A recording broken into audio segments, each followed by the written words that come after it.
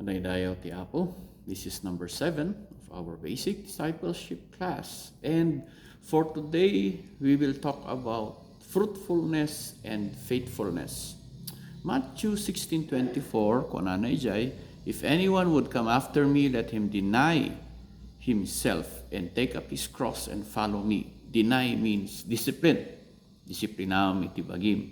Katsurutam iti Apo. Okay. A disciple, masapul nga fruitful ka kan faithful. Agbunga ka kan faithful ka no anya dijay in karim iti Apo kan anya dijay in commit mo kan in covenant mo iti Apo. So when we talk of fruitfulness means there is souls that are saved, revived, restored, at dati inaramid mo para iti Apo. Ken of course, day tabiyag mo, biyag tayo, agbungbunga, meaning, adati fruits of the Holy Spirit kada tayo, man manifest ti Espiritu Santo, marikna tayo ti presensya na, makita da iti dayag ti Apo kada tayo. We are the salt and the light of the earth. So, no may saka nga Kristiyano inya or may saka nga disciple ni Apo Diyos, remember nga we must be fruitful and faithful. Okay. Now, James chapter 3 verse 11 and 12. Does a spring send forth fresh water and bitter from the same opening? Can a fig tree, my brethren, bear olives, or a grapevine bear figs? Thus no spring yields both salt water and fresh. Kaya't nangasawan, you yield what the Lord wants you to yield. You be fruitful niya. Saan nga mabalin nga aglaok-laok, saan nga mabalin nga napurot ka nalamin, saan nga mabalin nga agbunga ka, iti sabsabali.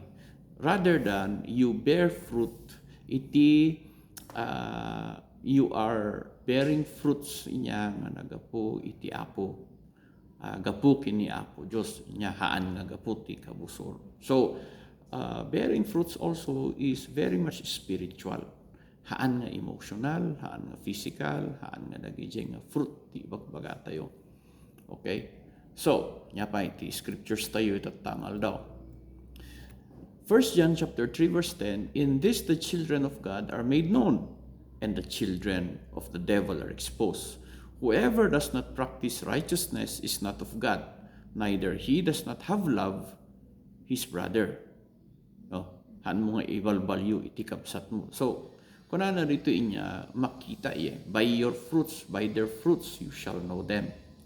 So, uray no anya ti i-claim tayo, uray no anya iti baga tayo, nga we are bearing fruit, kan faithful tayo, nga makita nga ijibiyag tayo. So, I counsel you and advise you kakabsat, bumangon kayon iti false presumption or false nga panagpanpanunot nga okay laeng nga itatalnam or agbalin ka nga kwantamad or di bali tag gimgimong ka na kita tagbalin ka nga fruitful, kita tagbalin ka nga faithful. Faithful kini Apo Diyos. A disciple is faithful to his leader, is faithful to God, is faithful to the in commit na kani Apo Diyos. So nga maaamuan, okay?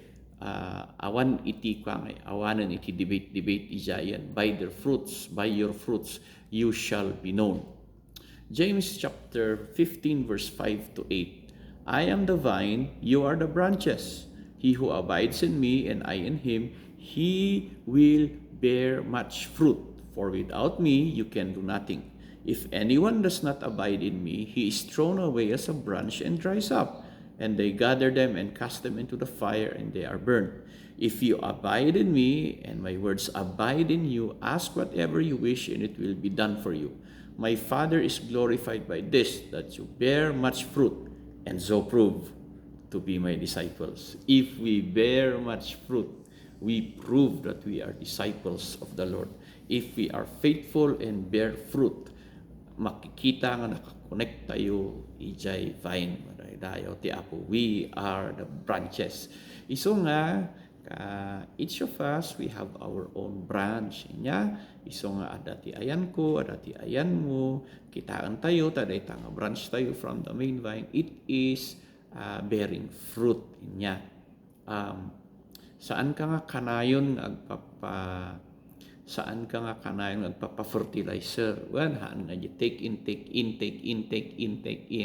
kitaem ta bring out kamet. Nya. Ministry will find you. The Lord will give you ministry in the most unexpected ways. Sometimes we expect ministry nga hundreds of people, tens of ano nga tattao, but sometimes the ministry is for only one person. For the past couple of weeks, I have been dito balay kat nagmin-ministro at ito special child ko. Nagkadwa kami, nagkanta kami, mangmangan kami ng sinango, gayayam kami dito lugar. So sometimes the ministry is only for one person. Iso nga han ka nga nariri launay, ibirok mo. The Lord will find you or you go and find DJ branch iti ministry. Okay? We are the same, we are branches of the same vine. Madaydayaw iti Apo. Okay. Let's just read a couple more verses. Psalms 31 verse 23. Love the Lord, all his saints. The Lord preserves the faithful, but the proud he pays back in full. That's why we should be faithful. Matthew chapter 25 verse 23. His Lord said to him, "Well done, my good and faithful servant. You have been faithful over a few things. I will make you ruler over many things. Enter you into the joy of the Lord." Nagmayat di ay. You have been faithful for a few things, so now ikan ka itinakdakkel. If you are faithful, you are fruitful. If you are fruitful, it's because you are faithful. God bless everybody, and agyamanak iti feedback siyo nga daduma nga magbuy-buya ditoy, mapapresyar ko launay, may ayatanak launay. Sometimes your labor, kunam no your labor is in vain at dagayam. Salamat kadagi jay nag-report nga ada na adal da, na bless da. Kadagita nga banbanag mabinbindisyon anak mat kadagita. So, this is our number 7 devotion, fruitful and faithful. God bless.